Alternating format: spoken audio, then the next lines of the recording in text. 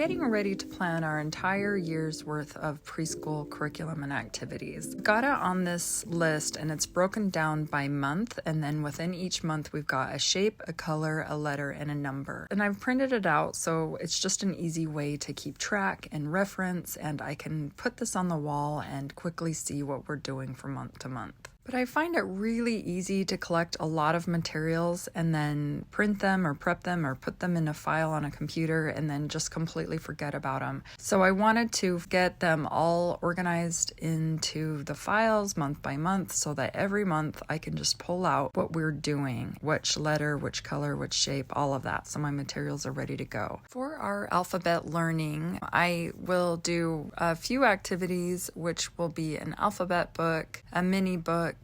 We have some coloring pages as well as a letter card, and I printed these letter cards off, and they were from teaching 2 and 3-year-olds, and they really just turned out great. I can use these for a lot of different things, and they're a great visual. I can put them with a sand writing tray.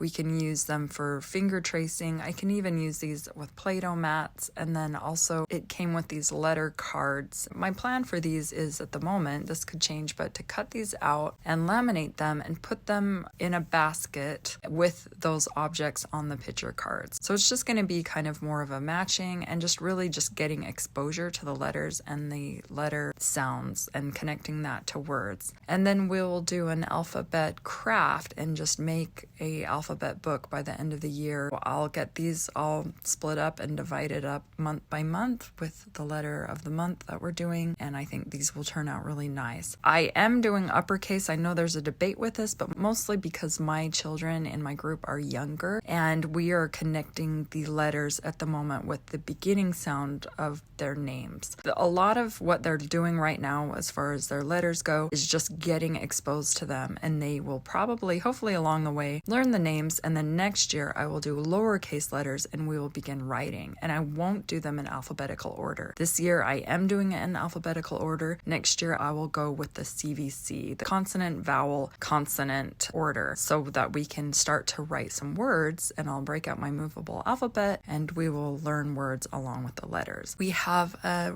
cute little letter book. We have our dot pages and these letter cards and a coloring sheet that went in that packet. So I will put all these down below, just getting some good exposure throughout the months of the year. Next, I have some counting activities, and I have kind of categorized all of these together. There was a packet that I had of these counting props, and they just so happened to have enough that would really fit within the months. I could use these for number recognition and counting, and I can just have a new prop that the children can work with every month. I can do all sorts of different things with these. We can put magnets on them, put them on a little cookie sheet. We could put them on a felt board. I could put them in a surprise bag, have them pull them out and count them, putting them in order. And then I also printed this freebie, the Play-Doh mats. And then also these dot pages I love. I'll use those with stickers or our dot paints, or even just using them as coloring pages. Also, I have created this little counting book. There is an app called Canva, and they have a lot of cool ways that you create different materials. So I'll put a link with that. You can really just make whatever book you like. I thought this would be cool to do like a little counting sticker book, and I'll give the kids stickers. And then for colors, in that same packet, I mentioned the rainbow prop packet. There were lots of choices, so I just divided these up in the 12 months. So every month I have a new one we can pull out and work with, do different games or put them on popsicle sticks or sort them. We could even do matching with these. It'll be just a good way to be creative and be able to switch things up and keep them interesting. I think learning colors, it really is best to have colors to compare. Working with the whole rainbow every month is a good thing, but I have these little books month by month. We can do a little color book, see the word color, and work with the medium paint or crayons or markers in those colors. So last is the shapes of the month. I've found several different materials on this. These were freebie packets, and then this was another dot packet. That one I can use with the stickers or the dot paints.